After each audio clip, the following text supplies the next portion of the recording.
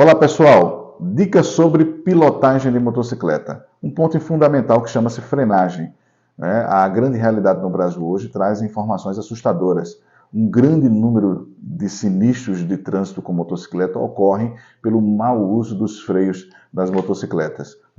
A grande maioria dos condutores costumam impor mais força no freio traseiro da moto e menos força no freio dianteiro, onde o correto seria utilizar mais força no freio dianteiro e menos força no freio traseiro.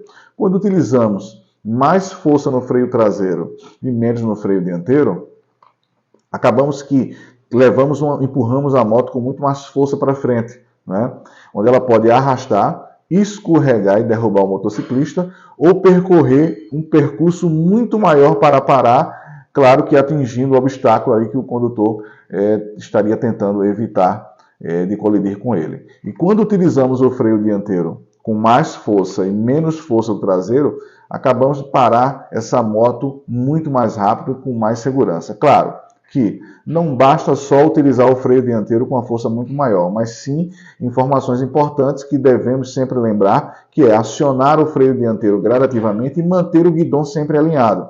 Se eu acionar o freio dianteiro da motocicleta com o guidão estressado para a esquerda ou para a direita, o condutor pode escorregar na BR, essa moto vai derrapar com a frenagem e ele vai sofrer um grave sinistro de trânsito ali. Então, ele precisa estar com o guidão alinhado, acionar o freio gradativamente, impor entre 60% a 70% de força nos freios dianteiros e 30% a 40% de força nos freios traseiros.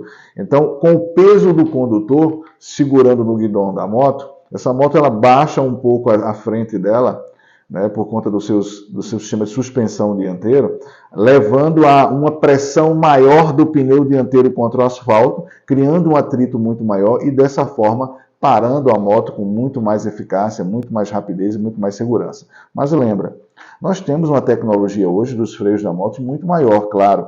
Nós temos hoje freios CBS que combinam, são freios conhecidos como freio combinados, que vamos falar depois em outros vídeos também, que evitam o travamento, de certa forma, desses freios. Os freios a discos, que são muito bons quando utilizados de forma correta, são muito eficazes, mas a gente precisa lembrar que nós precisamos de um condutor, de um piloto muito bem preparado e treinado. Já sabemos que a utilização do freio traseiro da motocicleta, ela tem um costume muito maior.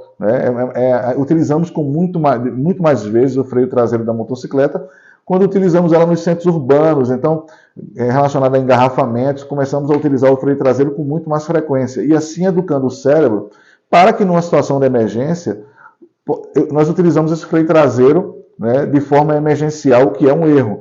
Então, nós precisamos também utilizar o freio dianteiro de forma diária, como utilizamos o freio traseiro, para que numa situação de emergência, o condutor consiga utilizar esse freio dianteiro com eficácia, certo? Cuidado! O freio dianteiro ele é muito mais eficaz e mais seguro do que o freio traseiro. Então, ele é quem realmente para essa motocicleta, tá?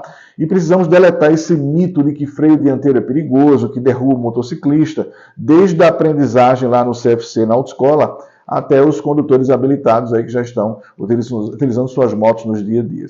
Então, precisamos deletar esse mito e começar, sim, a treinar e utilizar mais com frequência esse freio dianteiro no dia a dia, para que em situações de emergência, como um carro que invadiu a contramão, um pedestre que atravessou aquela rua sem olhar, e o condutor precisa utilizar esses freios com rapidez e segurança, e ele consiga, com o cérebro educado e com treinamento, acionar com mais força o freio dianteiro, menos força o freio traseiro, guidão alinhado, e consiga evitar esse sinistro naquele momento. Então, pessoal, fica a dica aí de segurança, segue o canal, é muito importante utilizar o freio dianteiro com mais eficácia na motocicleta.